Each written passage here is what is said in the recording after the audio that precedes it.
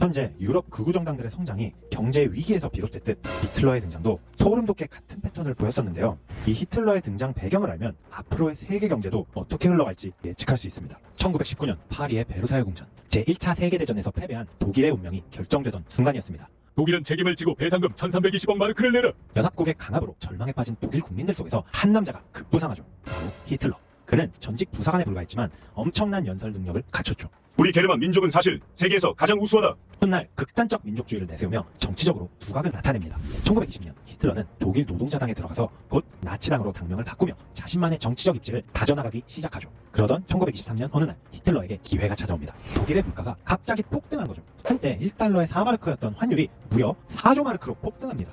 막대한 전후배상금을 갚기 위해 독일 정부가 돈을 마구 찍어내다 결국 하이퍼 인플레이션이 온 거죠.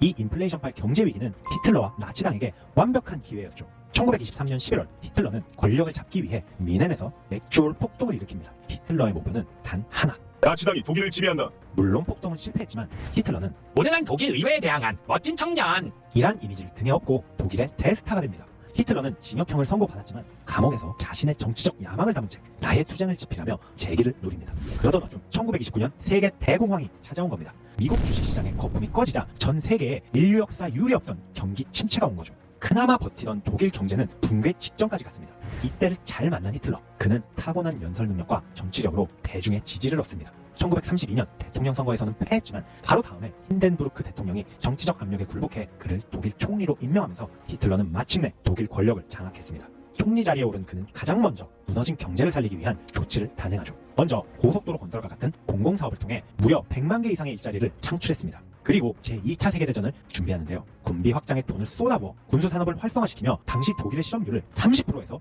무려 7%대까지 크게 낮췄습니다. 그렇게 선전선동뿐만이 아닌 무려 경제 실적으로 인정을 받아버린 그였죠. 하지만 이 같은 강력한 국가 주도 경제 성장은 언제나 한계에 다다릅니다. 결국 정권 유지가 필요했던 히틀러는 경제 박살로 무너졌었던 독일 민족의 자존심을 자극합니다. 우리 게르만 민족은 우월하기 때문에 우리가 유럽 대륙을 지배해야 한다. 그렇게 혐오 감정을 이용해 유대인을 비롯한 이민자를 배척하고 전 유럽을 전쟁의 소용돌이로 빠뜨렸죠. 그렇다면 지금의 유럽은 어떨까요? 계속되는 경제 위기와 난민 문제, 내부 갈등으로 인해 극우 정당들이 득세하고 있는 현 상황. 2010년 남유럽 재정 위기 이후 이탈리아의 멜로니, 헝가리의 빅토르 오르반 같은 강한 리더십을 앞세운 파시스트 정치인들이 힘을 얻고 있고요. 최근 독일도 비슷한 상황이죠. 우크라이나 전쟁으로 인한 물가 폭등과 성장률 하락에 휘청이는 독일. 이 틈을 이용해 친나치 정당, 독일을 위한 대안이 각종 선거에서 선전하고 있습니다. 과거 히틀러가 그랬듯 이들도 국가적 자존심 회복과 이민자 배척을 통해 경제 문제 해결을 할 수 있다라고 주장하죠. 이렇게 역사는 반복됩니다. 히틀러의 등장은 바로 경제 혼란으로 인한 국민의 절망에서 시작되었다는 점을 잊지 말아야겠죠.